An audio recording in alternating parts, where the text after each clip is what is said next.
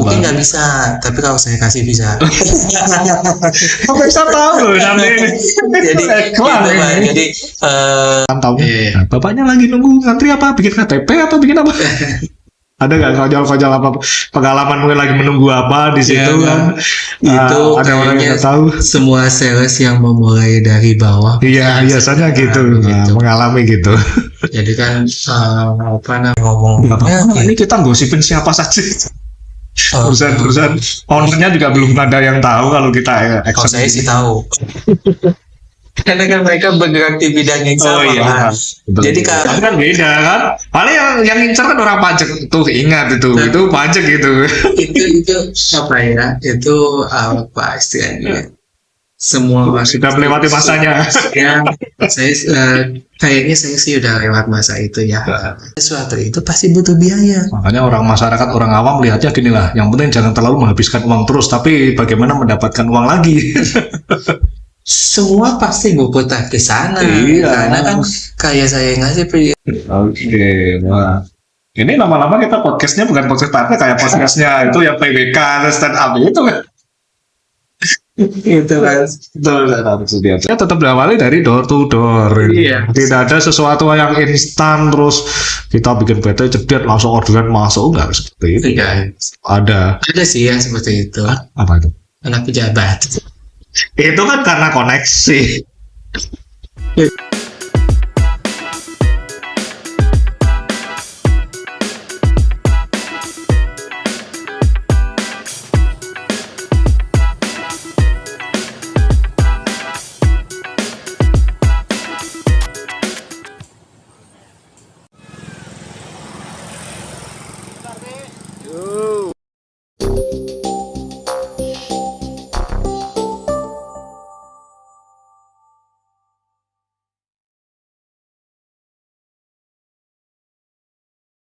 Assalamualaikum warahmatullahi wabarakatuh. Jumpa lagi di acara podcast Pak RT episode ke-29 bersama Pak Sony Setiaudi. Ya, selamat siang Pak Sony. Selamat siang. Ya, semoga sukses selalu. Ya, jangan bosan-bosan pemirsa, kita di beberapa episode ini berturut-turut dengan narasumber yang sama. Kita juga uji coba ini di studionya Pak Sony, ini studio podcastnya ini kan. Studio dadakan. Yang penting alatnya ada kan. Nah, kita kan selama ini kan pakainya kan clip on, jadi penonton kan tahu kan pakai clip on. Kita pakai gini aja dulu ada yang episode ketiga pakai ginian. Ternyata cuma pantas-pantas kita untuk pakai clip on. Gak ada mic kayak gini kan. Kalau ini kan bukan berarti kita pamer alatnya di sini. Kita mejanya yang kayak bingung mau ditaruh di mana. Yang penting show must go on gitu. Jadi kita di sini nanti akan bahas gosipin apa aja yang di masyarakat yang masyarakat tahunya, perusahaan miliaran triliunan nilainya itu tahunya mungkin ya yang ada di televisi, produknya kelihatan di lingkungan masyarakat tahu dan sebagainya. Terus ada di televisi, ada Bursa Efek Jakarta, terus di berita-berita majalah ada masuk seperti itu. Go public ya. Kadang-kalanya belum tentu perusahaan seperti itu semua yang kelihatan, kadang-kalanya yang mungkin seperti Pak Sony nggak kelihatan secara itu tapi juga kelasnya sudah miliaran juga bisa ya. Jadi yang heboh saat ini Pak. Ya. Jadi mungkin ya kalau di benak masyarakat kok ada ya perusahaan besar walaupun sudah buka lowongan kerja besar atau mungkin ya maaf ada PHK besar juga karena mungkin aspek apa dan sebagainya itu kan, tapi tetap eksis terus gitu kan. Nah, makanya itu mereka itu bagaimana ya kok bisa seperti itu kan. Makanya kalau saya pribadi mungkin menganalisanya ya mungkin dia ibaratnya kita show must go on, mereka tetap jalan eksis kan. Mungkin mereka punya konsep sendiri kan perihal SDM-nya, jangka panjangnya juga kan. Nah, kalau menurut Bapak perihal dua hal yang sering terjadi bulan-bulan ini kan, ada Goto, Tokopedia dan sebagainya, lowongan kerja besar-besaran, tiba-tiba ada pemecatan besar-besaran gitu. Nah itu imbasnya bagi masyarakat, mungkin masyarakat tidak ada mencela, oh ini orang ini kerjanya di sana kok tiba-tiba keluar, atau enggak, cuman biasanya masyarakat tahunya ya, oh dia tempatnya kerja di mana, di Jakarta, walaupun dia di Jakarta udah keluar, balik ke kampung kotanya sendiri tetap diterima. Jebol aja lebih bagus kan. Nah itu menurut Bapak bagaimana kalau dua hal ini yang sering terjadi bulan-bulan ini kan, ada lowongan besar-besaran sampai ngantri, kemudian ada dalam jangka waktu yang nggak lama. Iya, dalam hampir 3 bulan terakhir sampai di televisi heboh itu koran-koran itu, menurut Bapak bagaimana itu? Meresahkan masyarakat nggak itu kalau? Ya, apa ya? Kalau saya lihat kondisi-kondisi seperti itu, agak emang mereka udah tidak berada di level yang sama dengan saya ya istilahnya. Kalau saya tahu banyak perusahaan yang berangkat dari kecil, benar-benar fight dari kecil, terus menerus berusaha untuk menjadi besar gitu ya. Kalau perusahaan-perusahaan seperti saya kan lebih ke arah apa yang kita miliki dan apa yang kita lihat itulah yang milik kita ya. Betul, ya. Tapi kalau udah perusahaan-perusahaan besar seperti itu, kalau saya nggak salah juga ya gitu ya, itu kan mereka udah go public. Kalau udah go public, sahamnya juga dilepas di bursa efek. Kekayaan atau nilai aset mereka itu kan fluktuasinya tinggi gitu ya, tapi nilainya juga memang tinggi. Tantangannya lebih besar juga mereka ketika dicek gitu ya, kekayaannya sangat besar, fantastis gitu ya. Tapi semuanya berupa paper gitu. Wah, utangnya juga banyak. Kalau dari sisi utangnya beban banyak. Biasanya sih selaras ya. Ya perlu ketegangan, namanya aja kan wajar lah. Tapi kalau perusahaan-perusahaan seperti saya kan lebih ke arah yang real kelihatan. Misalkan kita punya aset bangunan, tanah, dan lain sebagainya gitu.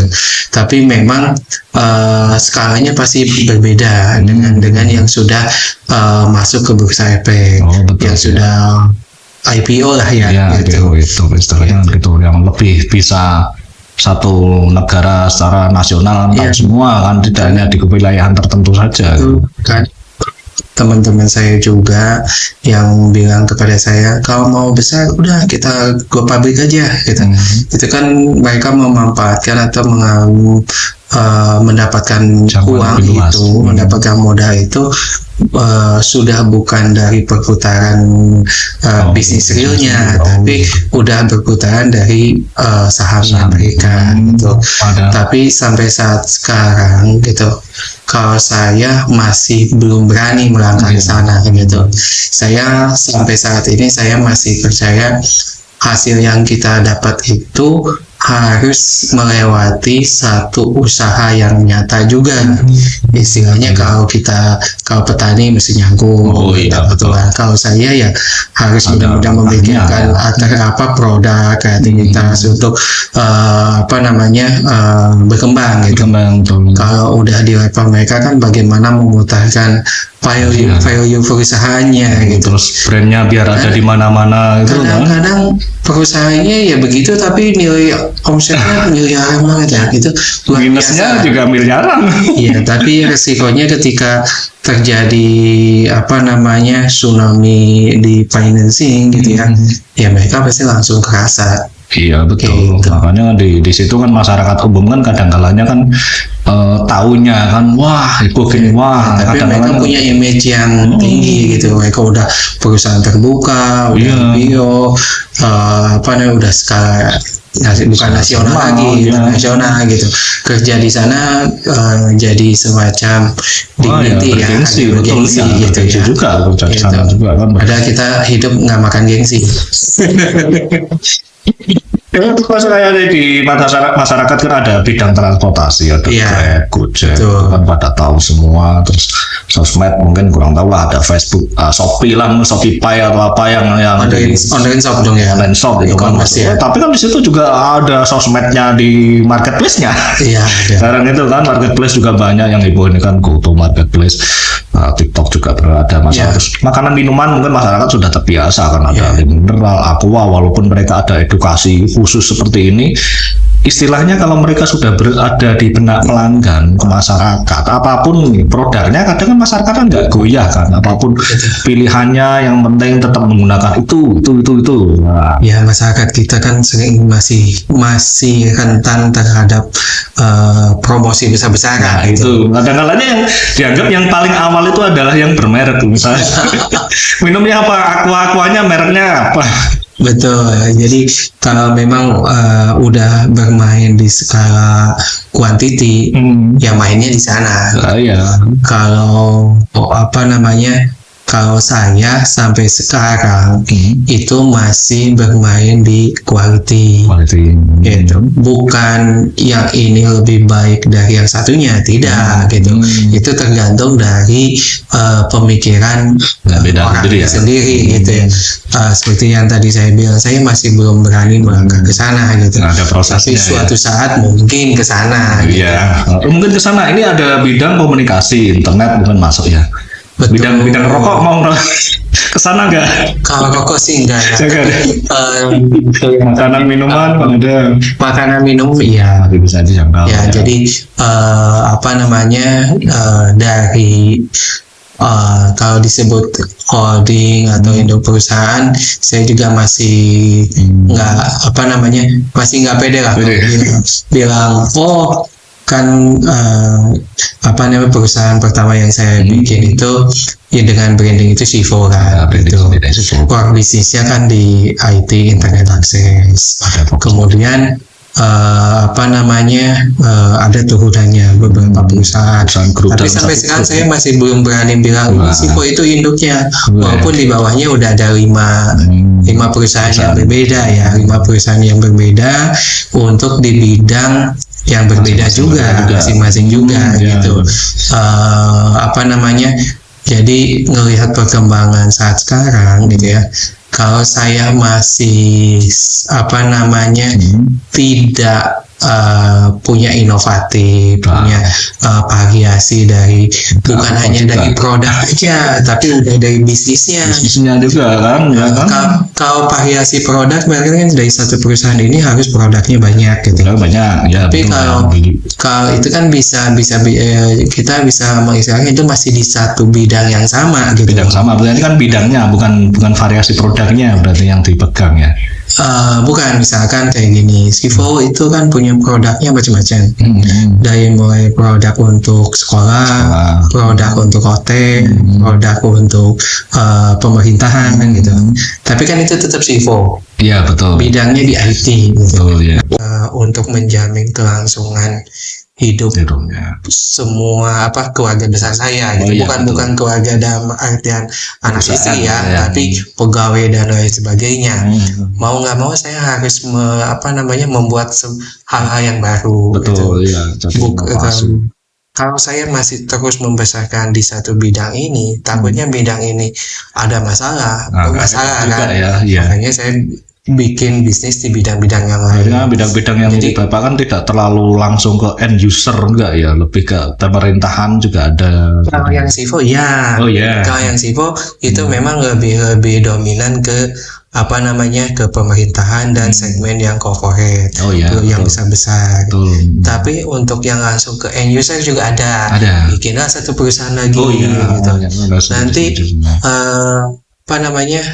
untuk jenis atau bidang bisnis yang lain saya bikin lagi gitu. Jadi sekarang itu dari mulai yang IT juga kita punya 3 perusahaan yang menjadi internet akses, menjadi infrastruktur, menjadi aplikasi. Kemudian dari sana juga kita bikin perusahaan yang masih ada sentuhan IT-nya tapi bukan IT. Contohnya itu yang hotel.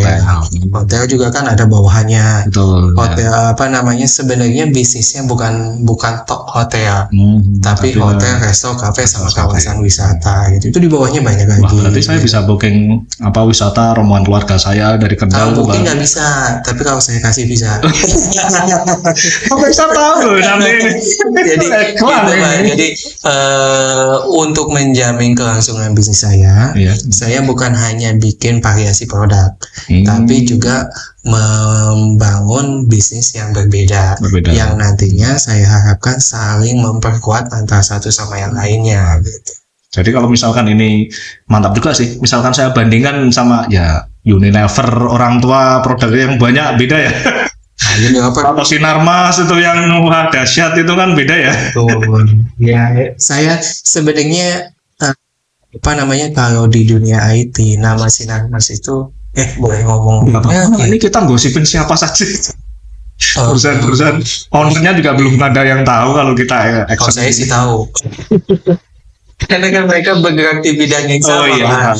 Jadi kalau owner-owner yang bergerak di bidang yang sama rata-rata saling tahu. Apalagi kalau pernah bersenggolan bisnisnya, tahu gitu. Bersenggolan siapa cepat dia dapat atau bagaimana? Itu kalau nggak salah My Republic.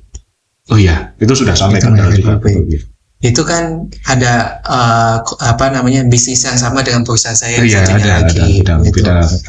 Terus dia juga punya perusahaan di bawahnya yang menjalankan infrastruktur pembangunan eco, bukan cuma di satu wilayah, hampir seluruh Indonesia. Kalau saya kan baru di Jawa Barat. Saya pasti sama seperti dia, seperti mereka punya bisnis yang sama, tapi saya hanya di Jawa Barat. Wah, kapan masuk Jawa Tengah ini? Kapan Jawa Tengah atau nanti dibahas masuk ke nasional kita bahas, Pak? Saya itu lebih suka gini, Mas. Jadi peluang bisnis yang saya dapat gitu ya, yang alhamdulillah sampai sekarang juga kita masih dapat kesempatan yang cukup besar. Nah, kalau saya lebih prepare ketika saya punya peluang bisnis di luar dari Jawa Barat, itu saya berikan ke teman yang ada di sana. Wah, ini konsep reseller afiliasi atau bagaimana? Sudah enggak saya pikirkan, bukan reseller juga sih, Mas. Jadi kalau saya sih punya prinsip ini, Mas. Saya misalkan ada peluang, tapi peluangnya itu di Jawa Tengah. Misalkan saya lebih baik saya telepon atau saya hubungi teman yang di Jawa Tengah, saya kasih ini ada prospek seperti ini, kebutuhannya ini gitu ya. So silakan dikerjain sendiri. Saya tidak minta dalam waktu ini selain dari saya ya, nanti saya hitungin bagian saya. Saya nggak gitu. Nah, saya lebih suka begitu. Kenapa? Saya lebih suka ketika saya ada prospek di tempat lain, saya kasihin ke mereka. Nanti ketika mereka ada kebutuhan di saya, mereka itu kasihin ke saya juga. Memang secara kalau kita ngitung nominalnya, jangan lihat nominalnya. Kalau mikirin matematika bisnis gitu ya, kita dapat satu peluang, kita kasih ke teman, kita harus dapat gitu ya. Matematika Tuhan itu saja lebih enak. Ya, kalau matematika bisnis repot. Matematika gitu itu kehitung dapatnya berapa. Tapi kalau kita serahkan ke yang di atas, dapat rezeki kita kasih ke teman yang lain. Nah, yang lain itu ngasihnya jauh lebih banyak.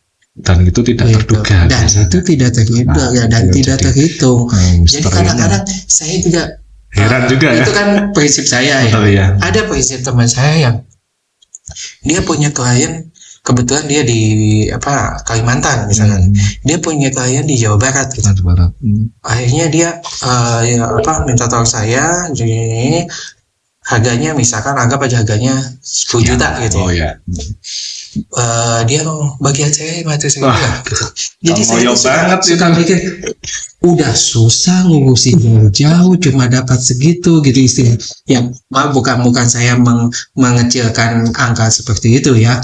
Tapi buat saya ada hal-hal yang daripada effort kita keluar untuk mendapatkan yang kecil, mending pikiran kita, tenaga kita dulu yang untuk dapetin yang lebih besar. Betul. Jadi daripada repot gitu, ada gangguan kita dulu yang handle dan sebagainya. Udah serahin aja. Pemikiran di masyarakat kan beda. Kadang pemikiran di masyarakat kan kadang ada mikirnya namanya aja ini bisnis is bisnis. Kadang ada orang gitu kan, bisnis tidak mikir antar keluarga, antar teman, nggak pikir gitunya kan. Kadang terpisah, kadang bisnis agama ya jangan kayak gitu. Kita hidup itu semuanya bisnis gitu tersambung semuanya itu kan enggak.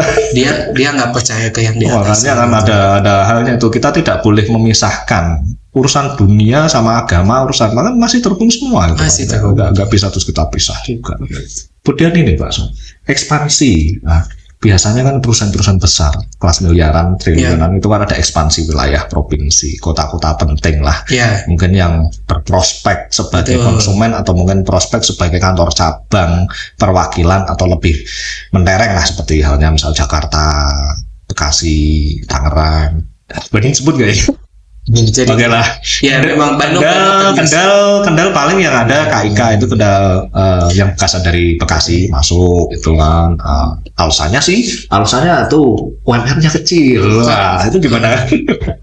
Kalau di pabrik iya ya. Kalau kayak pabrik kan terakhir itu saya kalau nggak salah gitu ya. Banyak pabrik di Karawang pindah ke Jawa Tengah karena alasannya buruhnya lebih murah. Ya, gitu. Betul. Kalau saya di bidang saya dan saya bandingkan dengan perusahaan teman-teman saya yang di bidang yang sama, mereka itu seperti Mas Agus tadi sampaikan, mereka lebih memilih di kota besar, misalkan dari Jakarta lari ke Bandung, Bandung lari ke Jogja, ke Semarang, ke Surabaya, ke Bali, itu kan kota-kota besar Mas. Betul ya. Dengan mereka berpikir di sana itu penduduknya udah banyak, artinya potensi marketnya lebih banyak. Betul. Itu untuk alamat lebih meyakinkan. Wah, Jakarta, Bekasi. Betul, tapi saya tidak mengambil jalan sana. Betul. Kenapa saya tidak mengambil jalan sana? Saya lebih prefer oke lah, Bandung itu kan tempat tinggal saya gitu. Saya kantor pusatnya ada di Bandung gitu. Tapi saya lebih memilih untuk tidak masuk ke kota besar. Saya lebih memilih untuk masuk ke kota kelas 2-nya anggap gitu. Misalkan kalau provinsi berarti. Ya, di provinsi ini kan anggap aja Bandung itu kota kelas 1-nya nih. Kota kelas 2-nya apa? Sumedang, Garut, Ciamis. Saya lebih suka masuk ke sana. Kenapa saya lebih suka masuk ke sana? Bukan saya takut sama persaingan gitu. Tapi saya lebih apa istilahnya, kalau kita bisa memenangkan pertarungan gitu dengan jauh lebih mudah, kenapa kita harus susah-susah bertarung gitu? Kalau hasilnya tetap segitu-gitu sama, tapi tenaga yang keluarnya lebih kecil kan mending saya pilih medan yang saya pastikan saya bisa menang gitu. Makanya pertama itu saya masuk ke kota kelas 2. Kedua, potensi bisnis saya itu ada peluang yang membuat lebih baik saya masuk ke kota kelas 2 gitu. Yang sudah tahu juga ya. Ya, jadi saya punya klien-klien besar, di mana klien-klien besar itu membuat saya punya modal atau punya kekuatan untuk membangun bisnis di kota-kota kelas 2 tersebut gitu. Jadi ya udah, saya memanfaatkan peluang dari klien besar saya itu untuk lebih menggait klien-klien yang ada di bawahnya sana. Tapi nggak ada pengaruh itu, maaf saya potong, nggak ada pengaruh kayak ibu kota Jakarta pindah ke Kalimantan terus Bapak tidak buka kantor di sana? Nggak ada. Cara pandang orang terhadap bisnis kan beda-beda ya. Iya, betul. Ada yang melihat kota besar itu prospektif untuk dimasukin gitu. Tapi kalau karena dia mengenal kota besar gitu. Iya, tahu kondisinya. Kalau kita lebih banyak mainnya ke kota kecil, ya kita lebih tahu di kota ini ternyata masih ada peluang bisnis yang bisa membuat kita besar gitu. Itu sebabnya sampai sekarang saya itu kantor cabang itu mungkin udah mau 20 kota kabupaten gitu. Tapi semuanya di Jawa Barat gitu. Gak apa-apa, yang penting dikuatin dulu. Ya. Kenapa nggak di Jawa Barat? Karena Jawa Barat juga masih banyak yang perlu dilakukan. Jadi kalau misalkan daerah yang belum tersentuh sama teknologi itu, Papua gitu, wah terlalu jauh mikirnya. Kalimantan, iya benar. Ya, memang tapi betul. Kalau di sini juga masih ada, kenapa masih jauh-jauh? Ya logikanya gitu. Kita lihat yang tetangga kita yang masih kesulitan masih banyak kan yang perlu dilakukan, perlu kita bantu kan. Logikanya gitu kan. Mending kita lakukan yang paling dekat dulu lah. Baru yang jauh nanti lah kapan kalau sudah tercapai jadi, semua. Saya termasuk salah satu yang lebih memilih seperti itu, Mas. Bukan saya takut bersaing di perusahaan di kota besar. Ada konsep sendiri, pokoknya saya konsep yang udah matang punya gitu. konsep sendiri, ditambah dengan ya seperti Mas Agus tadi sampaikan, ada perusahaan-perusahaan besar, Tokopedia, Shopee dan lain sebagainya gitu ya. Itu saya bisnis saya juga gitu ya. Bisa dibilang saya punya bisnis yang hampir sama dengan perusahaan-perusahaan itu, tapi saya bergerak di daerah. Iya. Jadi e-commerce-nya, marketplace-nya, transportasinya, itu saya bikin sendiri untuk ekosistem bisnis saya sendiri. Biar nanti kan tidak, kalau kolaps nggak terlalu bahaya seperti yang kalah nasional itu kan. Satu bisnis keganggu, itu bisa ketahan dengan bisnis kita yang lain. Biasanya kita ada kalau kita perusahaan besar tapi full semuanya di satu jenis bisnis, repot sekali, bisa merembet kemana-mana. Dan itu udah pernah saya rasakan. Makanya sebelum itu terjadi lagi, saya bangun istilahnya, mumpung saya masih kuat, mumpung saya masih punya modal, mumpung saya masih ada perputaran cash yang cukup, saya persiapkan bisnis-bisnis yang lain.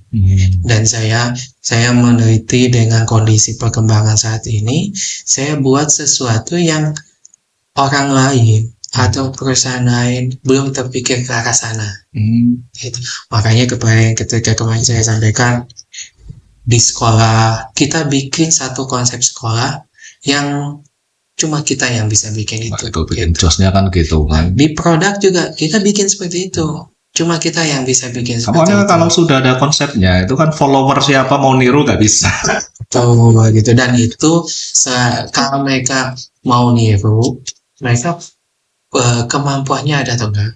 Iya, kadang-kadang ada kemampuan ada, cuman kadang ngikutin viral kan. Sekarang kan ada bisnis yang kita ekspansinya tuh hanya berdasarkan viral kan, rame ini ikutan ini. Karena mereka nyontek nyontek kulitnya doang. Iya.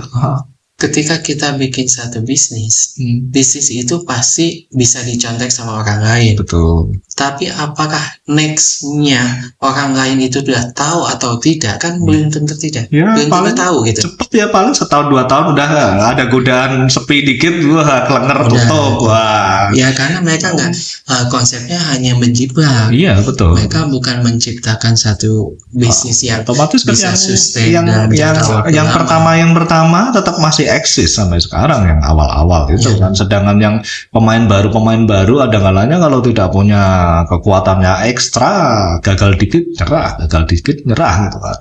Apalagi kadang-kadang keburu-buru ekspansi apa.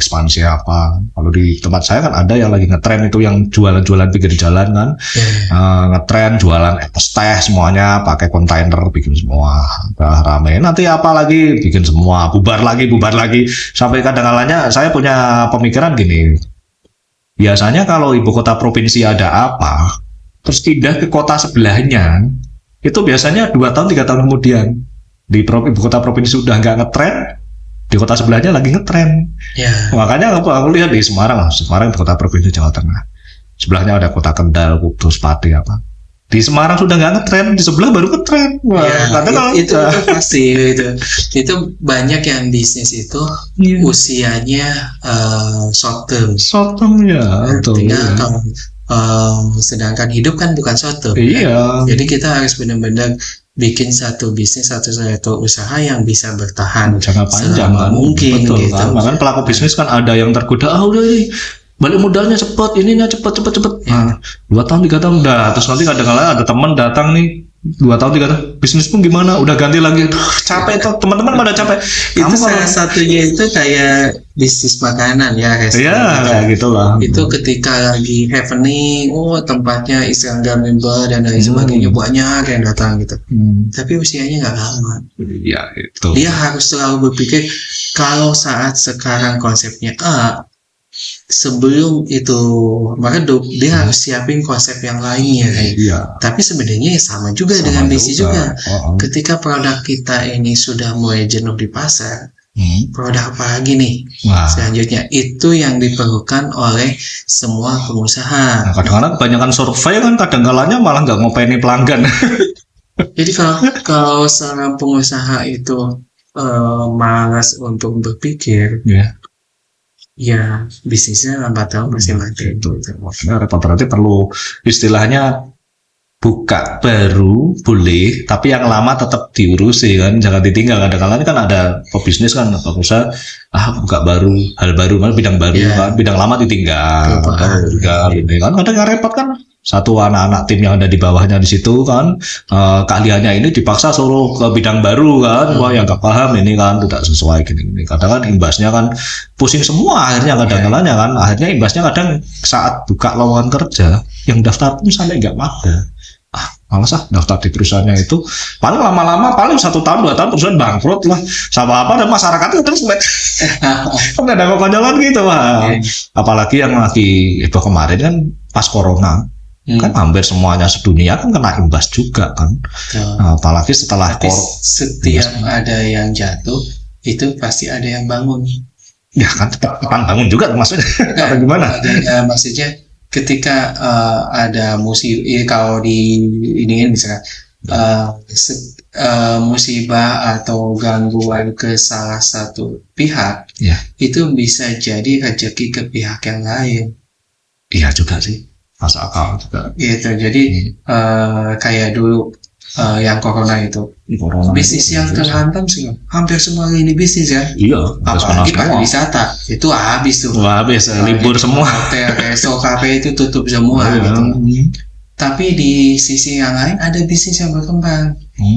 Obat-obatan berkembang besar. Ya, dan saya termasuk salah satu yang terselamatkan bisnisnya. Karena masih ada pelanggan loyal atau gimana? Bukan. Jadi karena corona itu kan semua komunikasi semuanya jadi membutuhkan internet semua. Gaya atau tapi segmen apa dulu? Iya. Sekolah pada di rumah gitu kan. Rumah, hotel selesai. Iya. Tapi yang rumahan sama yang pemerintahan itu selamat. Masih selamat. Nah, saya karena segmen market saya saat itu masih di pemerintahan, ya saya ke bawah selamat gitu. Masih aman. Hampir bisa dibilang saya saat itu ya punya klien hotel itu hampir 200. Itu mendekati 70% selesai semua. Yes. Berarti kan masih terkendali yang lain semua. Kalau satu hotel minus satu hotel bintang 3 ke atas itu layanannya itu paling murah 5 juta. 5 juta kali 200 berapa? Nah itu yang hilang saya itu. Tapi ya namanya apa ya, rezeki atau fenomena juga itu. Di satu sisi kita terjun bebas, tapi di sisi yang lain kita terbang juga gitu. Ya berarti kan punya banyak bidang itu ada. Itu satu contoh variasi produk, variasi market. Betul. Itu yang bisa menyelamatkan. Apalagi sudah variasi produk, variasi market, variasi bisnis juga. Itu lebih membantu saat itu. Yang yang membantu saya cuma di 2 segmen bisnis. Satu yang internet di segmen pemerintahan, sedangkan di segmen yang lain jatuh bebas gitu. Satunya lagi perusahaan yang bergerak di aplikasi. Masih bisa juga jalan semua, masih banyak orang yang minta solusi aplikasi saat saat itu ya. Gitu. Kan work from home semua kan. Masih ketolong walaupun istilahnya impas gitu ya. Yang jelas kan dari 2008 sampai sekarang saya masih bisa eksis. Yang penting itu kan sudah melewati cobaan pertama corona, terus cobaan apa lagi kemarin itu. Itu dia Mas Agus. Jadi cobaan yang kemarin itu merupakan titik start saya lagi. Bagaimana yang kemarin udah 2 digit lebih turun lagi, sekarang mau balik. Bisnis itu gitu Mas. Jadi kita itu punya titik-titik tertentu yang kita sulit melewati. Tapi ketika jalur itu sudah dilewati, kita akan full speed tuh. Sampai di satu titik lagi kita susah melewatinya. Jadi bisnis itu ada titik-titik di angka tertentu atau di kondisi tertentu susah untuk mencapai itu. Tapi kita harus melewati saat iya, itu tercapai, kita harus kejar. melewati. Ketika kita udah selesai menyelesaikan, itu jauh terasa lebih mudah. Jadi kalau jalan itu harus mendaki dulu gitu. Nanti udah mendaki kan dapat turunan gitu. Oh, turunan di kiri ternyata lihat dulu lebih tinggi lagi. Jangan sampai sebelum selesai turun kita udah habis napas. Wah, itu harus ada persiapan, kemungkinan terburuk, terus disiapkan rencana B juga kayak gitu kan. Nah, ada lagi masyarakat tadi yang di awal saya sempat singgung tadi, perusahaan terbuka dan bursa efek Jakarta. Ya. Terus ada lagi apa itu bursa efek Surabaya atau apa itu kan? Kalau waduh mau cerita film ya, tahunya ada film lagi. Ada yang terbuka itu kan, masyarakat tahunya kan produk-produk yang ada semuanya, ada semuanya tercapai yang. Nah itu pas corona kemarin kan otomatis kan bursa efek kan kena imbas juga kan?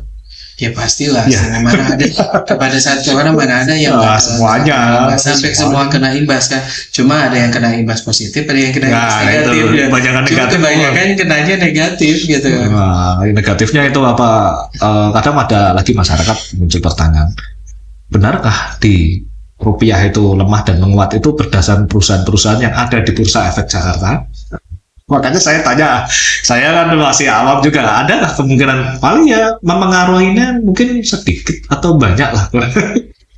Ada ya itu udah permainan kelas tinggi. Jadi memang itu efeknya jelas ada itu. Ada.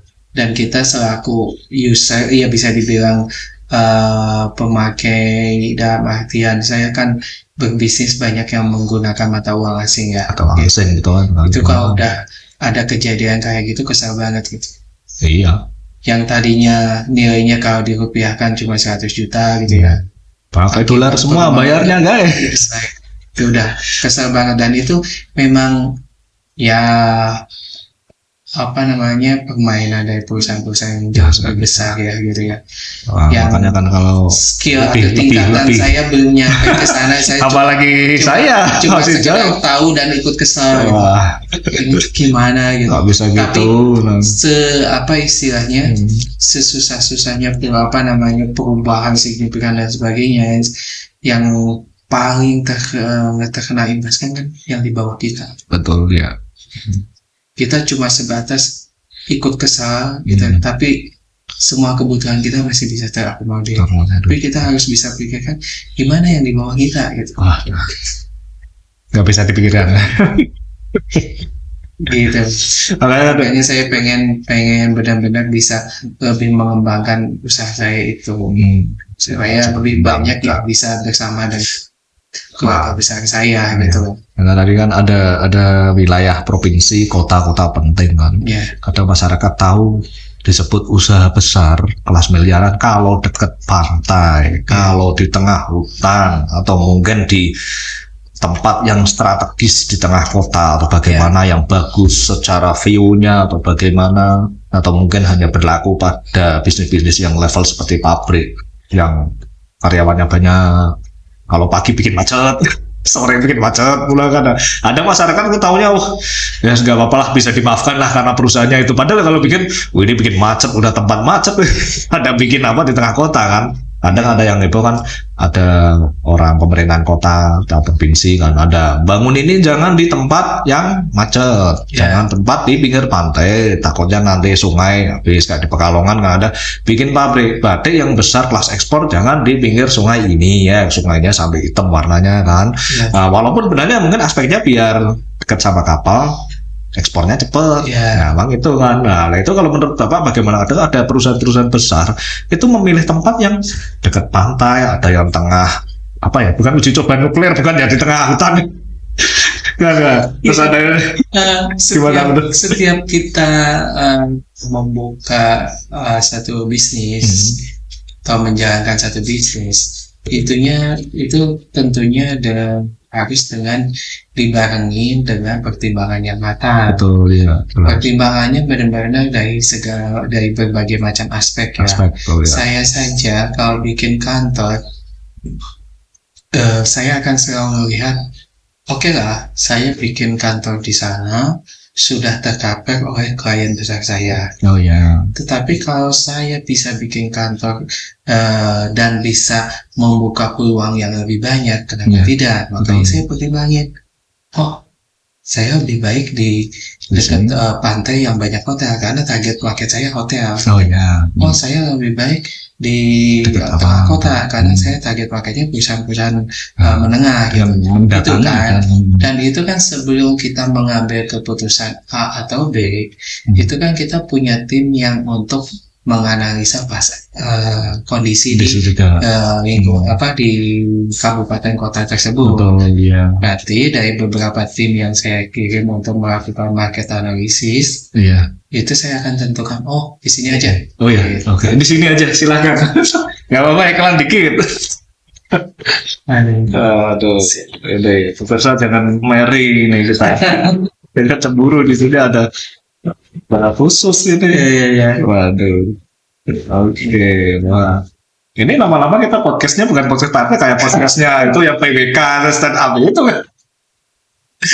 Itu kan. Itu harus diacara. Jadi semua bisnis yang kita buka itu tentunya harus melewati satu pertimbangan yang bagus. Karena kan ya tadi balik lagi, kita kan mau bisnisnya itu untuk long term, bukan untuk short term gitu. Jadi apalagi untuk bikin pabrik yang nanti merekrut jumlah orang yang sangat besar ya. Betul, Saya aja yang cuma satu kota kabupaten itu sekitar 10-12 orang butuh pertimbangan yang matang. Iya. Apalagi ini yang ratusan gitu. Ratusan kan, ada istilahnya kan zonasi. Biasanya kan zonasi tidak hanya sekolah kan. Misalkan pabrik lah, bisnis pabrik besar kan, otomatis kan sekitaran itu banyak yang bekerja di situ kan, bikin macet jalan juga gitu kan. Nah, di Itu situ side effect-nya. Tapi kan selain macet kan ada nilai positif yang lainnya yang mungkin kita nggak tahu gitu ya, karena kita nggak bergerak di bisnis sana. Misalkan seperti saya buka membangun jaringan internet ke satu desa di pelosok gitu ya. Secara bisnis itu apa sih keuntungannya? Kita narik sekian belas kilometer untuk hanya menghidupkan satu desa gitu. Itu tidak semua orang mau, Mas. Kadang karena kosnya terlalu tinggi. Betul. Malah orang desanya suruh beli satu tiang berapa rupiah urunan sana. Tapi efeknya apa? Ketika saya bangun ke sana, gitu ke desa tersebut, internet mulai nyala di sana, gitu. Pertumbuhan ekonominya cepat. Betul. Nah, ketika pertumbuhan ekonominya cepat, mulai kelas, oh di sana ternyata banyak juga orangnya yang butuh ini di situ. Baru yang lain-lain ikutan ke sana. Padahal kita pusing-pusing buka hutan, buka alasnya pun perjuangan kan. Tahun pertama, kedua, ketiga pun masih blong biasanya. Betul, jadi pertimbangan kalau misalkan di dunia internet ya, kalau kita mau bangun satu wilayah lagi, itu memang kita harus benar-benar matang hitungnya. Investasi yang kita keluarkan itu akan berapa banyak pasar yang ada di sana gitu. Tapi itu kalau konvensional, itu bisnis konvensional sebelum kita mau membangun itu kita harus pastikan kita di sana ada pasarnya. Nah, itulah bedanya saya atau Sivo dengan yang lain. Kita sudah punya satu klien besar yang tersendiri. Jadi klien lain jangan disebutin nanti pemirsa pada tahu. Bisa saya sebutin juga sih. Tapi dengan klien tersebut gitu ya, saya tidak bermasalah untuk membangun jaringan berpuluh-puluh kilo gitu. Berarti kita berani lebarkan sayap ini. Ya, makanya target saya itu, Mas, di 2024 ini harusnya Jawa Barat udah full tercover oleh saya gitu. Tercover bukan artian kita sekedar ada di sana, tapi kalau saya itu setiap kita masuk ke satu kota atau kabupaten, itu kita pasti membangun jaringan fiber optik itu sekitar 200-300 kilo. Nah, jaraknya segitu. Itu dengan 200-300 kilo itu bukan di satu kota kabupaten itu bisa mengcover 70-80%. si kabupaten tersebut. Wilayah-wilayahnya sama Dan desa. itu investasi itu nggak kecil. Wah, besar juga itu. Nah, kalau saya ya tadi seperti yang tadi saya sampaikan, kalau saya nggak punya klien yang tetap, itu saya nggak berani bangun itu. Iya, makanya kan saling terhubung semua bisnisnya. Betul. Itu kan jenis pelanggan ini, jenis Dan pelanggan ini. begitu saya bangun di sana, yang saya jalankan bukan cuma satu bisnis, tapi bisnis-bisnis yang ada di bawah perusahaan saya. Wah, langsung muncul ide baru nih. Ada pariwisatanya, ada pendidikannya, ada perhotelannya, itu saya bangun di sana. Berarti kalau di istilahnya, kalau dulu kita ada di cendana, bisnis cendana. Pak Soeharto ada istilah gurita. Nah, ini berarti gurita Civo apa memungkinkan nggak itu? Saya apa yang di sentuhan emas dipegang bisa berkilau, bisa jadi bisnis, ada prospek ke depan? Kita sih memang kita bikin cabang-cabang bisnis seperti itu ya, seperti yang dibilang tadi Mas, untuk saling memperkuat. Kalau terjadi satu kayak tadi ada pernah gitu kan, satu segmen bisnis kehantam tuh. Kita tidak tahu kan di kemudian hari akan ada kondisi seperti apa lagi. Makanya bisnis itu kalau kita sudah mencapai di satu titik tertentu, kita nilai diri kita siap bikin bisnis yang lain. Ada jenis pelanggan yang akan dicapai, kan terus otomatis bidang bisnis apa jadi tercipta kan. Betul. Ada jenis. Kemudian dari sudut pandang masyarakat misalnya ada target konsumen lebih suka ke end user, kayak bakul sembako atau apa, kan kadang ada ke bisnis retail atau kecil kan. Saya bilang main ke sana nggak itu minimarket atau sejenisnya? Kalau kita langsung ke end user atau orang lebih familiar biasanya disebut B2C ya. Ya, biasanya B2C. Langsung ke klien. Itu konsepnya yang tadi saya sebut quantity based. Oh gitu. Resikonya kalau kita B2C, kita harus punya klien sebanyak mungkin. Iya, betul. Karena kalau kita belum mencapai di angka tertentu, itu kita cenderung rugi. Biasanya gitu. Ya. Nah, saya sekarang memang lagi mempertimbangkan ke arah sana. Kenapa saya mulai mempertimbangkan ke arah sana? Seperti yang saya bilang, saya sudah mencapai titik kayaknya cukup nih yang quality base gitu. Yang quality base saya udah merasa cukup di angka sekarang, tinggal saya tambah yang quantity base. Dengan istilahnya kadang di masyarakat berbisnis dengan uang receh. Uang receh kalau quantity-nya banyak ya bukan receh lagi. Misalnya contoh yang dulu saya comparingnya itu ketika kondisi kitanya masih kondisi sedang-sedang saja gitu ya Mas ya. Ada perusahaan yang ngejar rumahan. Dia punya perumahan. Jadi ngelayanin internet di rumahan. Harga paling 200-300 ribu. Dia udah punya klien misalkan 5.000. Banyak. 5.000 kali 200.000. Berarti kan 1 M ya. Revenue dia 1 M. Tapi dia harus memainkan 5.000 titik. Dengan pengeluaran sekian mungkin Pak. Dan biasanya itu cost sama revenue itu bisa 60, 40, 70, 30 tuh. Masih ada sisa paling 20% doang. Makanya. Nah, saya dulu berpikir daripada capek mengurusi 5.000 klien, yang komplainnya kadang-kadang melebihi seperti apa gitu ya. Saya cukup 1-2 klien pemerintahan udah selesai. Ya betul sih. Tapi itu kan dulu, dan artian ketika sekarang saya sudah merasa cukup di segmen pemerintahan, saya akan menyeimbangkannya itu dengan klien yang rumahan. Gitu. Kenapa? Karena yang segmen corporate istilahnya, baik itu pemerintahan ataupun perusahaan-perusahaan yang sanggup membayar dengan kuantiti yang lebih besar, gitu ya.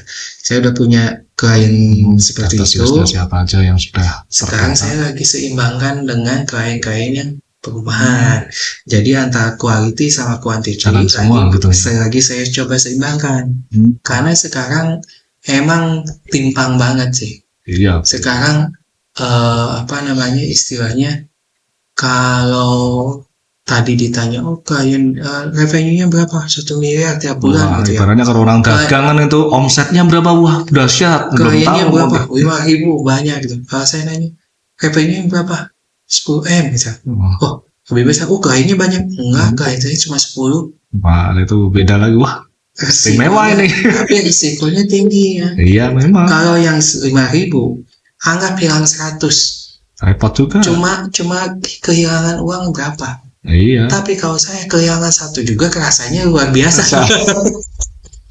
Itu yang kenapa. Nah, tapi kan masalah ketegangan kita ada face to face-nya jelas kepada siapa kan. Kalau 5.000 kan face to face berapa itu lebih ribet mungkin kalau itu lebih ribet gitu ya. Lebih banyak perlu helpdesk banyak juga. Tapi selalu ada positif negatifnya yang tadi saya bilang. Positifnya apa? Kalaupun ada yang keluar 100 klien di waktu yang sama gitu, dia cuma kehilangan 100 kali 200.000. Artinya apa? Cuma 2 juta dia hilang. Dari 5.000 dia keluarnya 100, nggak sekian persennya. Tapi kalau kita ngomong keluarnya 100 kan banyak gitu. Banyak sepintas. Tapi hilangnya cuma 2 juta. Iya. Coba ke saya. jangan 100, kehilangan 2 aja. 2 aja repot. Itu nilainya udah luar biasa gitu. Udah bikin pusing kepala. Itu yang terjadi ke saya. Ketika kemarin saya ada masalah, cepet terjadi. Klien saya itu nggak banyak, nggak nyampe 100 keluarnya gitu ya. Tapi revenue yang keluarnya beda skill. Saya rasa bisnis mana lebih banyak pelanggan jenisnya banyak atau yang seperti Bapak Sony lebih pada fokus pada yang revenue yang besar-besar. Itu positif gitu. Negatifnya atau positif negatifnya ketika kita punya klien corporate dengan berbasis kualitas, di mana ada kualitas ada harga gitu. Atau kita ngejar klien yang berdasarkan kuantiti. Yang penting banyak, kualitas nomor sekian dulu. Yang penting kan jual kualitas untuk klien rumahan kan berbeda. Betul. Gitu. Ya gitu. Jadi tapi kalau yang satu hilang 1 nggak masalah, kalau yang itu hilang 1 sakit kepala. Nah, ini kemudian ada lagi masyarakat melihat biasanya konsumen pemerintah seperti tadi Bapak lingkungan, otomatis kan itu kan ada istilahnya pengadaan barang dan jasa. Betul. Ada lewat LKPP, SPSE, terus ada lagi kalau di sekolah ada Siplah gitu kan, ada lagi dan sebagainya kan. Kadang-kalanya kan beda kan kalau kita punya konsumen pemerintah itu beda dengan kita siapa orang yang end user biasa pakai mobil box keliling ada tulisannya Sari mie atau apa nyala siapa kan nggak seperti itu kan. Ada aturan mainnya, ada urutan prosesnya, proposal, pengajuan, terus ada waktu terminnya, dan prosesnya kan ada kan. Seperti halnya kalau di Facebooknya Bapak kan wah lagi ngantri guys, pencairan lagi ngantri guys, apa kan itu kan. Ya memang kalau yang sudah punya segmen klien yang seperti saya gitu ya, kita itu cuma tinggal nunggu limpahan kerjaan. Jadi kenapa ada LPSE atau LKPP itu? Jadi kalau saya mereka kan mencari siapa provider yang bisa melayani di tempat-tempat yang mereka butuhkan. Mereka tinggal milih tuh. Kebetulan karena kita udah nge-rebranding Kaos Livo itu besar di Jawa Barat. Jadi ketika ada kebutuhan di Jawa Barat, itu kita selalu dapat. Nah, itu kita nggak usah ngasih proposal lagi. Wah, udah jadi pelanggan tetap pemerintah, guys. Mereka tinggal milih di LKPP kita atau di LPSE, milih langsung klik, udah order produk kita gitu kan. Itu kalau di pemerintahan. Kalau di swasta kan kita harus visiting, ajuin company profile, untuk waktu untuk presentasi. Agak ribet, kadang nyata waktu. Nah itu kan kalau yang di segmen corporate-nya. Kalau yang segmen rumahan kan itu nggak ada presentasi Yang penting kita punya tim sales, datang ke tiap rumah, ini produk kita mau atau enggak ya udah pindah rumah. Itu lebih simpel karena kan nilainya juga nggak signifikan. Kalau yang Nah, seperti saya kan segmen-segmennya udah nilai-nilainya yang signifikan. Kadang-kadang masyarakat tahunya kan wah orderannya pemerintah kantor A B C D E, wah ini banyak ini, wah kadang kan kalau orang yang sudah tahu, kalau yang belum tahu tahunya kok ini orang kok ke kantor sana, kantor sini, ke kantor sini kok ada orang ini ya, kadang-kadangnya kan masyarakat tahunya nih ini laki-laki panggilan atau apa. Aku juga pernah dibilang, Mas Muhajir kok kalau ketemu ini ada di kantor ini ngapain Mas? Enggak, main aja, main aja. Ada orang lama-lama ada daripada aku ngasih tahu dah, yang penting ada ini ya, paling duduk di ruang tamu nunggu Pak pimpinan, ada diuntur Mas, nanti sejam 2 jam lagi, udah nantilah rolling ke kota yang lain dulu apa kan kadang-kadang kondisinya kayak gitu kan, nggak seperti halnya saat kita ketemu kepada klien kan kita yang menghadiri mendatangi gitu kan. Nah, kadang masyarakat tahunya ada apa Mas, jualan apa Mas, nawarin barang apa.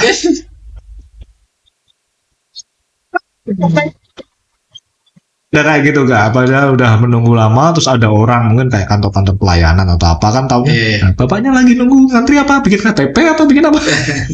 Ada gak kojol-kojol apa pengalaman mungkin lagi menunggu apa di situ kan? Itu ada orang yang tahu. Semua sales yang memulai dari bawah. Iya, biasanya gitu. Mengalami gitu.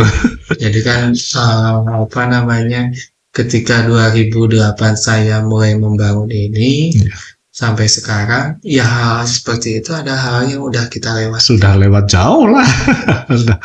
Ketuk pintu ke pintu, pabrik ke pabrik, itu sesuatu yang udah kita lewati gitu. Udah nggak masanya lagi kan, itu udah 20 tahun yang lalu lah. Iya, hampir 20 tahun yang lalu. Nggak terasa. Door to door-nya kan dulu kan suka dukanya tetap diawali dari door to door. Iya. Tidak ada sesuatu yang instan terus kita bikin PT cepat langsung orderan masuk, enggak seperti itu. Iya. Ada sih yang seperti itu. Apa itu? Anak pejabat. Itu kan karena koneksi. Jadi kadang-kadang banyak yang misalkan ada lah di berita-berita pengusaha sukses ini sebagainya gitu ya. Ketika saya trace itu, iya dia mulainya bukan dari nol, dia modal udah tersedia, perusahaan sudah tersedia, bisnis saksi doang gitu loh. Ya memang itu namanya. Itu kan kelebihan dia dalam artian dia punya orang tua yang sudah dalam kondisi stabil itu betul. Kita nggak boleh sirik ke mereka ya. Tapi kalau dibilang dia hebat, ya mungkin hebat juga ya mengimbangi ilmunya orang tua mungkin lah. Tapi kadang saya suka berpikir, dia di posisi seperti saya dulu sanggup nggak ya? Wah, tetap nggak kuat mental mulai. Berarti kan startnya bukan dari nol, mungkin mulai dari angka 4 nomor 5. Betul, itu kadang-kadang saya suka begitu ya, mereka perusahaannya bisa besar ya udah, memang semua sudah tersedia gimana. Tapi kan kadang godanya gini, biasanya yang kalau nggak start dari nol kan, ibaratnya kadang di media suka pamer apa dan sebagainya kan. Wah dia udah orang lihat wah hebat lah. Dulu juga saya suka pamer. Nah, tapi kan beda kan. Paling yang ngincer kan orang pajak tuh, ingat itu pajak gitu.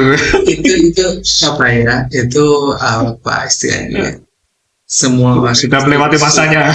Ya, kayaknya saya sih udah lewat masa itu ya. Yang dulu ketika pertama punya mobil, punya rumah, ganti mobil. Setiap tahun saya pernah ganti mobil gitu. Itu dulu ya. Tapi kan mudah juga sekarang jadinya Pak. Kayak kemarin itu kan mau jual apa kan mudah, mau jual mobil itu kan langsung dapat baru. Sudah ada yang ngincer berarti, wah itu tak tunggu nanti kapan Pak Sony menjual mobil yang itu. Nah, kemudian kan gini, ya emang sih kalau godaannya yang tidak start dari nol kan tadi kayak masyarakat tahunya kan wah kadang pamer di televisi kayak artis-artis lah. Terutama kalau yang pengusaha mungkin nggak masalah. Kadang artis-artis kan ada yang pamer ini. Padahal kalau netizen, kalau kita dengar pendapat netizen di online kan bikin kuping panas juga kan, komen-komennya apa ini itu berani itu pajaknya berapa ini. Nah, kadang ada yang netizen bilang itu orangnya yang posting apa langsung berhenti. Takut ini. Nah, kemudian ini ada yang konsumennya antar negara, kadang ada transaksi perusahaan besar yang mungkin pabrik atau besi atau apa, pakai kapal dikirim paket atau apa atau antar negara. Tapi kan ada antar negara yang kecil. Kayak kita misalkan beli barang di Alibaba di Cina, itu tetap barang yang harga berapapun tetap dikirim. Betul. Tapi kan nyampenya kan nggak tahu sebulan atau berapa. Iya. Itu biasanya kalau pengalaman yang katanya, ini sih saya tahunya cuma katanya naik kapal besar itu kan impor gitu kan. Itu kan tidak setiap hari datang. Betul. Ya kan kadang seminggu atau 2 minggu sekali. Mungkin kan nunggu kapalnya penuh dulu, kapal apa namanya? Yang barang-barang besar tapi kemas gitu. Iya. Nah, Apa besar gitu. nah itu kan otomatis kan ada transaksi antar negara. Betul. Pernah nggak transaksi antar negara? Pernah dan ribet. Ribet. Saya kapok Kapal dari bea cukai atau apa kayak heboh kemarin atau apa? salah satunya itu. Jadi memang ketika orang bilang kalau kita mau berbisnis atau bikin usaha, pastikan kita menguasai ilmunya. Iya, ilmu Nah, ada. Saya itu kan barang-barang yang saya pakai itu kebanyakan memang barang yang ada di luar negeri. Iya.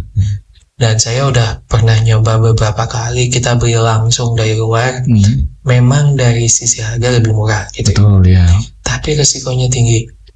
Resikonya tinggi itu karena kita nggak punya kelengkapan yang memang seharusnya ada gitu. Kelengkapan itu kelengkapan dokumen di bawah Baik masuk. izin impornya, Oh, dokumen-dokumennya, terus kita tahu nggak barang ini boleh masuk atau tidak dan lain sebagainya. kecegat pabean nanti. Betul, saya pernah beli satu barang, Iya. harganya itu sekitar 25 jutaan gitu ya. Kita beli 4 pieces gitu. Kita jual lumayan. Klien kita beli hampir 50-60 juta. Lumayan juga. Ya. Bisa. Sampai ada. Nanti biaya cukai. Oh, nggak bisa diambil berarti. Bisa. Sampai ada syaratnya. Biasanya. Dan setelah dihitung-hitung, biayanya hampir sama dengan harga jual saya ke klien. Itu buat apa gitu? Sampai akhirnya sekarang itu kalau saya butuh material gitu ya, saya lebih memilih beli ke teman yang memang sudah bisnisnya, walaupun harganya sedikit lebih mahal. Tapi kita nggak ribet dengan semua permasalahan administratif gitu. Iya. Itu saya nggak bilang bea cukai jelek atau enggak ya. Iya, Itu mereka ada prosedur sendiri. Sudah prosedurnya, sudah aturannya, dan kita kan nggak paham di sana. Iya. Daripada saya menjalankan satu bisnis yang kita tidak mengerti, mending saya menjalankan sesuatu yang udah pasti saya tahu. Betul, walaupun dari sisi harga atau dari sisi cost biayanya sedikit lebih mahal, tapi dibanding dengan effort ini, itu waktu dan lain sebagainya, itu pasti worth it gitu. Iya. Makanya kalau dibilang pernah nggak berbisnis dengan luar negeri, untuk angka belasan miliar pun saya udah susahnya sama. Ya. Daripada susahnya bisa saya mending saya kontak ke teman saya aja, ini saya butuh ini. Serahin terus udah. Oh yaudah, aku tak jadi TKW atau TKI di sana. Ini nanti biar barang ini mudah, ini kan relasi apa kan nggak seperti gitu kan? Makanya itu yang dilakukan oleh teman-teman saya yang memang sudah mengerti dan paham bisnisnya. Oh gitu. Jadi kalau orangnya sudah paham, sudah tahu jalurnya harus seperti apa, itu worth it, Mas. Tapi kalau buat kita yang tidak mengetahui, tidak memahami bisnisnya, mending nggak usah. Iya. Karena resikonya jadi 2 kalinya. Betul ya. Misalkan kita beli barang bedanya 20% nih. Betul. Kita kan lumayan tuh dengan kuantiti besar gitu ya. Begitu kita pesan dan tertahan, repot juga. hilangnya bukan 20%, 80% yang kita hilang gitu loh. Sambil kita harus beli lagi. Itu yang kalau saya sih, kalau pesan saya, kalau memang tidak memahami bisnisnya, nggak usah lah. Janganlah. Kalau mau juga ya mulailah dari yang kecil-kecil sampai benar-benar paham bisnisnya seperti apa gitu. Berarti yang paham bisnisnya yang di luar negeri berarti bidang otomotif pada paham. Kayak Jepang kan di sini gitu, ada motor Honda, Yamaha itu kan. Kalau ada teman cross check coba kan, dia disuruh jualan internet ke rumah. Ada teman kerja di Jepang kan, tak tanya, ini ada gak spek motor Honda kayak gini di Jepang? Gak ada, Mas. Apa impor di sana kapal? Gak ada, udah buatnya di sini semua. Kita cuma lisensi aja ke sini kan, lisensi aja. Ada lagi masalah. Ini kita ditumpukin makanan terus. Podcastnya PBK nih. Ada cara makan bersama juga. Iya. Kalau impor berarti kan impor ekspor kan. Mereka kelas nasional, internasional kan Jepang atau apa masuk sini barang. Tapi ternyata kan pabrik di sini semua. Berarti kan sudah ada izin. Mungkin kalau mereka mungkin strateginya ya tadi daripada barang dikirim dari sana masuk sini, pabriknya dibikin di sini. Ya. Gitu kan. Nah, itu ada kepikiran kayak gitu nggak? Beli apa daripada luar, beli lisensi aja terus bikin pabrik di sini? Gak pikiran gitu? Pikiran, tapi tentunya ya, itu sesuai dengan kemampuan kita. Iya, kalau ngoyo repot nanti. Kemarin saya udah lakukan. Iya. Misalkan saya jualan layanan ke sekolah, daripada ribet dengan kondisi-kondisi ada hal-hal yang tidak saya pahami. Saya beli sekolahnya. Ya udah saya beli sekolahnya gitu. Hotel pun demikian, Mas. Jadi saya punya bisnis di segmen hotel gitu. Kita cari produk yang cocok di hotelnya itu seperti apa? Mencari produk atau mencari celah? Mencari solusi. Oh ya. Akhirnya karena nggak ketemu, selalu tidak berakhir dengan selesai dengan hotel yang jadi kerja sama dengan kita. Akhirnya kita beli hotel. Tapi kan jadi ada gunanya. Klien kita itu kan kalau dibilang cuma 3. Pertama itu segmen di dunia pendidikan sekolah. Kedua di segmen pariwisata itu di hotel, resto, kafe.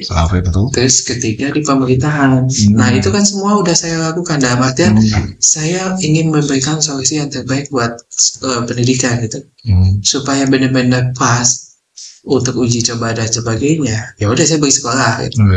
Di hotel ya udah saya beli hotel. Nah di pemerintah kan saya nggak mungkin bikin negara. Saya beli pemerintahnya. Iya bisa coba hotel sama. Nggak boleh nanti dia kemakar. Gitu. Kadang kan ada ide liar masyarakat dan ada. Aku pernah juga ada yang pas kumpulan RT, maksudnya simpel mas. Dalam satu RT kan paling luasnya kan hanya sekitar 10 hektar lah. Beliin aja ya hampir beberapa tanah di situ kan. Nanti semua satu kampung satu RT milik Mas Muhajir semua. Tapi itu sih udah. Saya punya perumahan. Kan jadi perumahan kan, sama jadi perumahan kan. Kita dikombin dengan solusi digital kita dari security system sama smart home-nya. Betul. Itu juga udah kalau cuma segitu udah. Tapi itu bukan negara. Bukan negara kan, masalah bikin negara sendiri. Itu rumahnya dijualin ke pegawai saya dulu. Ya paling kan kalau di pemerintahan desanya tercatat di perumahan ini dibikin RW sendiri kan, RW sendiri, kompleknya ini, atasnya wilayah. Udah sampai saya nggak setuju sih. Saya cuma bikin produk di mana produk ini saling menguatkan. Kenapa saya bikin perumahan? Karena di perumahan itu banyak produk saya yang bisa dikombin.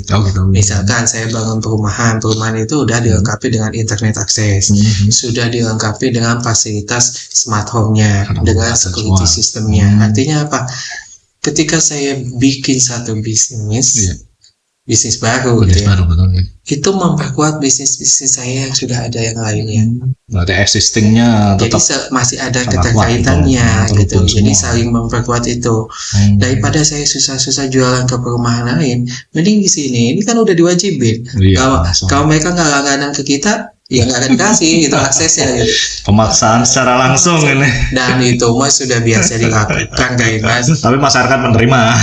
Ya sekarang masalahnya kalau kita mengharuskan, tapi kita berikan sesuatu yang lebih baik, masa ditolak? Janganlah. Kalau dari sisi harga lebih murah, dari sisi kualitas lebih baik, ya masa protes gitu kan? Yang protes itu kan ketika harganya udah lebih mahal, kualitasnya lebih jelek, ya itu wajar. Misalnya kan perang harga di tingkat masyarakat bawah itu kan perang harga gini. Habis itu kan bingung kan, after salesnya nanti bagaimana kan? Nanti kalau ada error bagaimana? Atau misalkan mau belanja banyak bagaimana kemana kan? Makanya kan perlu bapak tadi buka kantor cabang di tiap kota kan ada sendiri kan? Iya salah satunya kan memang bikin kantor cabang di setiap kota itu ya untuk memastikan layanan kita baik gitu. Jadi kan lebih bisa lebih cepat masyarakat. Kan? Tapi kenapa kantornya nggak pernah pasang tulisan Civo besar gitu kan? Atau mungkin kayak karena kita ini ya kalau perusahaan-perusahaan yang besar kan mereka didatangin klien. Iya, paling di Google Maps ada. Ya, kalau kita kan nemuin klien. Jadi profil perusahaan kecuali kantor pusat ya, betul. itu nggak terlalu penting-penting amat, jarang ada klien yang datang ya. Kalaupun datang mereka justru datang ke kantor pusat gitu. Iya. Kecuali kalau memang yang kliennya datang ke tempat bisnis kita, ya udah tempat kita kan harus proven, harus enak lah, harus menggambarkan kita itu seperti apa. Nah itu kantor pusat kita baru seperti itu. Kalau kantor cabang sih nggak beda. Itu justru untuk masyarakat kadang kan lihatnya kan wah dari kulitnya aja, kadang kan tahunya kulitnya aja, wah kantornya tereng bagus banget lah, gedung berapa tingkat atau apa kayak gitu kan, sisinya sisi dalamnya bagus seperti ini, seperti profil pilihannya banyak. Tanya-tanya lihat ternyata nggak beli. Kan kadang ada masyarakat kan semacam itu, makanya kadang-kadang kan masuk kata netizen itu. Ya kayak gitulah. Kalau kita melayani mereka secara penuh, bikin hati pusing. Jangan pernah cari masalah dengan mereka. Kalau kita merasa kita masih banyak kesalahan yang kita bikin. Ya logikanya kan seperti halnya kita misalkan ada yang bikin usaha kecil lah, baru bikin berapa bulan, tetangga itu udah komen sana, komen sini, komen sana, selalu seperti itu. Nah, makanya kan berarti kan itu di dunia bisnis itu baik bisnis kecil atau besar itu kan lebih ke jangka panjang artinya bilang kan long term kan. Jadi kan long term service kan. Aku malah ingatnya long term service itu Ubuntu, Linux Ubuntu long term service kan, yang dikirim apa DVD dari Belanda atau apa dulu zaman tahun 2000 awal, zaman gak enak lah itu. Mereka Canonical kan juga perusahaan, gak tahu dia apa ngirim paket dari sana ke Indonesia itu gratis dikirim atau bagaimana kan. Nah, gak tahu perkembangannya bagaimana sekarang kan. Berarti kan ada sisi di masyarakat yang tahu disebut perusahaan itu kalau ada sisi bagi-bagi gratisnya. Nah, ibaratnya seperti dari Pak Sony kan ada free wifi di mana, yang ada mana kan itu termasuk pengenalan produk juga. Itu bisnis juga lah. Bisnis juga tapi. Ya kecepatan sampai BPS saja ya, yang selanjutnya pengen besar ya bayar. Itu satu bisnis yang lagi saya bangun juga Mas. Jadi kan kalau saya misalkan dilancarkan tahun depan atau bulan-bulan depan itu kan saya beli salah satu media media online. Nah semua fasilitas titik internet gratis tadi itu sebenarnya ada rencana jangka panjangnya. Jadi ada rencana jangka pendek, ada rencana jangka panjang, terus ada ada yang berupa kegiatan sosialnya, ada yang berupa juga untuk bisnisnya.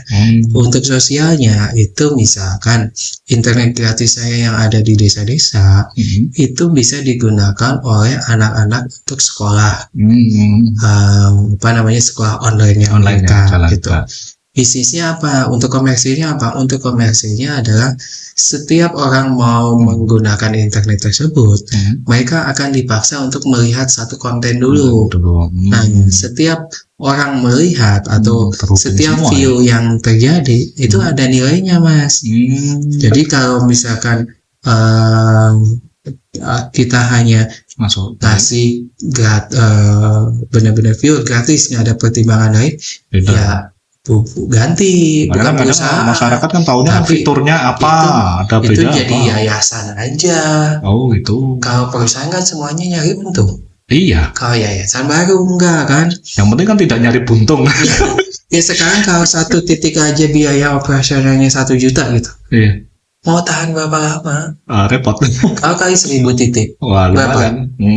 100 juta. 100 juta kali setahun, udah 1,2 M. Iya, tangan besar banget. Oke, kalau pertama misalnya gratis dulu ya udah. Tapi kan setelah gratis itu apa yang mau kita lakukan? Jadi kalau seorang pengusaha bikin satu satu kegiatan atau satu event atau apapun itu pasti ada pertimbangan di belakangnya. Kalau dia nggak ada pertimbangan sama sekali, ya berarti memang itu berupa CSR, memang bentuk kepedulian mereka. Tapi berapa banyak? Nah itu. Karena kan berapa banyak dan berapa lama. Ya pokoknya Karena segala sesuatu itu pasti butuh biaya. makanya orang masyarakat, orang awam lihatnya gini lah, yang penting jangan terlalu menghabiskan uang terus, tapi bagaimana mendapatkan uang lagi. Semua pasti berputar ke sana. Iya. Karena kan kayak saya ngasih internet gratis di sana. Terus kalau ada gangguan siapa yang ngurus? Nah, repot juga. Emang itu nggak butuh biaya? Kan butuh biaya. Gitu. Ya. Jadi semuanya juga itu selalu ada pertimbangan plus minusnya. Itu baru di level saya. Iya. Apalagi di level perusahaan yang sekarang udah Besar go ya. public. Go public Itu lebih pasti pusing ada lagi. pertimbangannya. Walaupun kadang-kadang mereka bakar uang dulu, bakar uang untuk jangka waktu tertentu. Karena mereka kesiapan modalnya juga tinggi, besar, sehingga bisa lebih lama gitu. Iya. Tapi kalau untuk kelas-kelas seperti saya itu Menghindari bakar selalu uang, kan? dihitung. Oke, sekian bulan gratis, kita nggak usah ngarepin apa-apa. Tapi setelah sekian bulan itu kita harus dapat ini, sekian bulan itu harus dapat ini. Nanti Selalu aspeknya. gitu. Jadi kayak apa namanya kemarin saya bilang siswa-siswa saya itu ada key identification card, baik itu berupa card ataupun berupa gantungan kunci atau apapun juga yang terintegrasi dengan payment button, dengan e-wallet dan lain sebagainya. Dia kalau di sekolah jelas kebaca sensornya kan ada. Kalau dia di jalan kebaca dari mana? Nah, makanya kan perlu aspek yang ada di lingkungan itu juga, titik-titik itu kan. Bangun jaringan itu di setiap titik-titik tertentu gitu. Supaya benar-benar anak itu benar-benar memang bisa terdeteksi keberadaannya kan, dan ada manfaatnya gitu. Juga kan alatnya itu kan. Itu emang bangun jaringan itu kan bukan jaringan internet, itu beda lagi. Iya. Emang itu nggak perlu modal. Ya perlu modal juga. Nah, terus buat apa saya bangun itu? Kan tentunya jangka panjang. Nextnya apa? Cita-cita saya itu nanti sensor-sensor saya itu bisa baca KTP. Ada ID card sendiri lah. Yang khusus ya. Sehingga bisa punya ID card sendiri yang bawaan kita, entah itu nanti ke member kita atau kita kerjasama dengan kepala daerah, kita bangun satu kota smart city yang benar-benar smart gitu ya. Itu bisa. Jadi semuanya juga ada nextnya, ada strateginya. Angka 1, angka 2, angka 3 itu bukan semata-mata bikin gini kayaknya motifnya apa atau tujuannya apa ya senang-senang aja. Senang aja buat apa kan bakar uang. Setelah bakar uang. Masih itu perusahaan yang kapalnya udah berbeda dengan saya. Makanya kan mereka istilah bakar uang tuh juga sama sebenarnya, mereka mengharapkan ada pastinya gitu kan. Cuman mereka kan bentuknya seperti apa kan. Cuman masyarakat taunya wah gratis ongkir, wah Rp1 gini udah kan. Ditambahin ya. Udah tambah. Lama-lama kok ada biaya layanan yang tahu ditambah atau enggaknya kan mereka. Iya. Ya logikanya kayak orang bakul jualan grosir, harga dimurah semua, keuntungan 1%, tapi kan dia hampir seisi toko 80% terjual hampir tiap hari segitu kan, hampir jualan grosir kayak gitu. Cuman kadang masyarakat awam kan lihatnya kan, wah ini jualan kok murah banget, untung dari mana kan? Kita itu kan diciptakan ada yang pengusaha atau bisnis, ada yang memang pekerja, pegawai dan sebagainya. Kan cara pikir dan pola pikirnya semua berbeda-beda. Menghadapi masyarakat itu kan ya kayak gitulah, kuping panas lah. Kadang kalau kita terlalu mikir netizen atau masyarakat, kadang kita konsentrasi kita pecah kan, kadang-kadang gitu kan. Ada apalagi ada iming-iming, mas buka ini rame mas, lagi viral mas, ini mas ini. Modal berapa lah, ada orang gitu mau ngasih modal berapa, perintahin orang gini. Kan aspeknya berarti kan seperti halnya tadi Bapak kan ada bikin perusahaan baru. Setiapnya ada solusi jangka panjangnya, setahun, 2 tahun, 3 tahun, ada aspeknya. Jadi kan secara tidak langsung kan kita itu kan seorang pebisnis kan mengedukasi kepada masyarakat. Nah, tapi kadang-kadang ada beberapa produk, karya atau apa itu tidak perlu mengedukasi karena sudah jadi. Nah, barangnya mie ayam bakso kan udah kayak gitu bentuknya kan, kita tinggal produksi aja, kita distribusikan, terus ada pembeli, udah gitu kan. Istilah termasuk jenis pembeli apapun kan bisa kita kuasai, kita tawarkan, ada pembelinya juga jelas kan. Nah, menurut Bapak kalau misalkan pola-pola seperti itu kan, pola-pola seperti itu bisa jadi janggal. Istilah jadi janggal itu kadang kalanya kan ada masyarakat tahu, misalkan ini contoh lah, mixui es krim. Mixui es krim udah jelas-jelas di tempat yang ini, tapi ternyata ada sebelahnya lagi. Sepertinya kalau Bapak misal perusahaan ini ada sejenisnya, nggak ada jangkauan 1 kilometer atau nggak ada 500 meter, ada lagi antar cabang sama itu kan. Kalau di Semarang kan ada berjejer kantor cabang apa hampir mirip. Karena motor yang satu motor listrik A, sebelah motor listrik B, apa-apa itu hampir mirip semua. Itu kan memang rezeki jalan semua ya. Tapi kan secara manajemen sebenarnya di balik layar juga pusing. Marketing ini gimana caranya? Orang datang dari sana langsung masuk ke kantor kita tanpa melihat tetangga jualan apa. Pernah nggak alami ada aspek kayak gitu? Jadi ada pernah, memang semua itu sudah seperti itu, Mas. Seperti itu ya. Di Kota Bandung aja ada yang perusahaan sejenis dengan saya itu hampir 140 perusahaan gitu. Itu sama menjual internet. Tapi kan yang jadi perbedaan ada kalau mereka itu hanya menjual internet, kita kan sudah lebih siap. Kita sudah menjual dengan plus-plus lainnya yang memang kira-kira itu memang dibutuhkan oleh masyarakat. Sekarang contohnya misalkan di rumah gitu, layanan internet 200.000 gitu ya. Iya, rumah gitu. Ke provider lain 200.000, ke kita juga 200.000. Tapi kalau kita bisa plus smart home misalkan, atau dengan security system, di mana kalau misalkan mereka lagi pergi ke luar kota, lupa nyalain lampu, lupa ngunci pintu, udah dikunci atau belum, mereka tinggal buka aplikasi yang udah kita siapin. Itu udah langsung bisa dilakukan. Activate security systemnya itu udah langsung aktif tuh, dari mulai jendela, pintu, terus lampu mana aja yang mau dinyalain, CCTV mana aja yang mulai diaktifin. Kalau dengan harga yang sama bisa dapat fasilitas itu, milih yang mana? Milih yang ada, bagus. Itulah sebabnya semua seorang pengusaha itu harus bisa memikirkan 1-2 langkah ke depannya seperti apa. Ketika dulu harga rumahan masih 500.000, kita masih bisa ya udah kita kasih 450 memberikan nilai tambah ke produknya biar orang lebih tertarik. Betul, karena kalau waktu dulu harganya masih tinggi, kita bisa main di harga. Tapi ketika harganya udah batamnya itu segitu, kalau kita jual di bawah itu ya berarti kita rugi gitu. Berarti jangan merusak harga nanti. Ya walaupun ada orang-orang yang tidak punya pemikiran jangka panjang, akhirnya ambil langkah seperti itu. Cuma ya nasibnya nanti berbalik ke dia sendiri. Repot juga nanti. Kuat atau tahan berapa lama dia hidup? Nggak sampai 1 tahun. Misalnya sebelah jual mixway 5.000 gitu. Dia jual mixway 2.000 gitu. Dia banyak yang beli, tapi bisa tahan berapa lama gitu. Klenger besok nggak bisa belanja, atau produksi pun susah. Tujuannya ujung-ujungnya nanti akan seperti itu. Semua bisnis pasti akan seperti itu. Tinggal bagaimana kita mengemas bisnis kitanya supaya lebih menarik.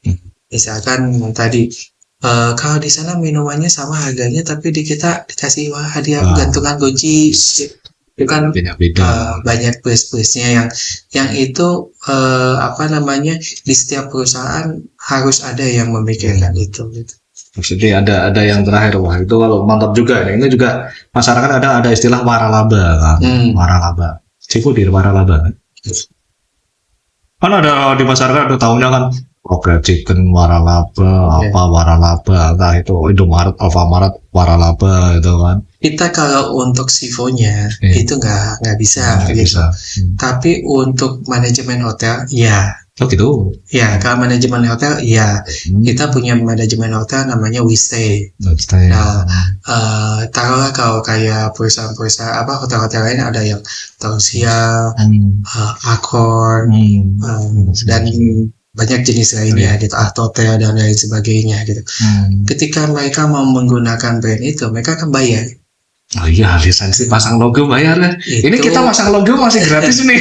Itu kita ada yang manajemen hotel seperti itu. Jadi manajemen hotel atau waralaba itu kan dilihat dari bisnisnya dulu. Bisnisnya ini bisa digitukan atau enggak gitu. Ya, betul, ada aspeknya seperti itu kan. Ibaratnya kan dari waralaba kan bisa jadi mungkin sebagai marketing tambahan lah logikanya kan, untuk menggalang konsumen lebih banyak kan. Tapi kalau di efektif enggak gitu kan, bahaya tuh. Bahaya. Artian dia pakai brandnya Sivo semua sama gitu ya, tapi layanan untuk kualitasnya jauh di bawah itu gimana? Repot kan. Kan ada SOP-nya kan, biasanya kan standar bakunya, ibaratnya kayak misalkan Rocket Chicken masakan harus seperti ini kan. Dulu Rocket Chicken pas awal-awal berdiri 5 tahun yang lalu kurang bagus. Sekarang makan di sana sini rasa hampir mirip semua. Dapurnya bikinnya sama kan, ibaratnya internet juga sama. Kalau internet 10 mega mau ke si provider A, B, C ya sama aja 10 mega. Jadi inget kayak tahun-tahun dulu itu ada internet cepat buat apa?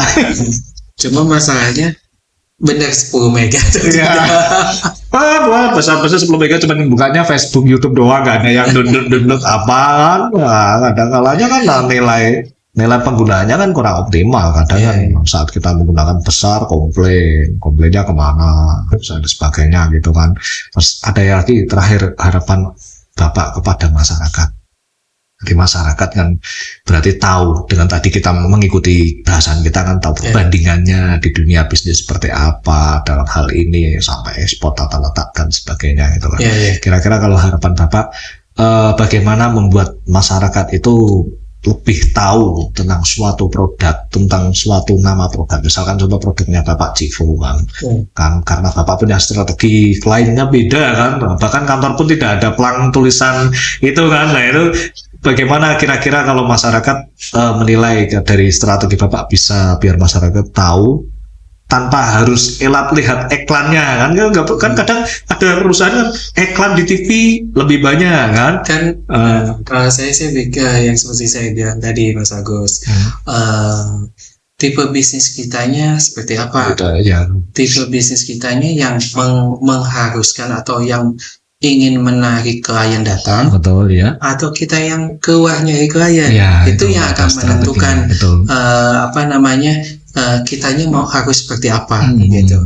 Ya kalau memang kita pengen lebih banyak dikenal oleh masyarakat, ya tentunya kita harus menjalankan satu planning promosi. Asal jangan bakar uang terus. Yang namanya promosi pasti bakar uang. Pasti.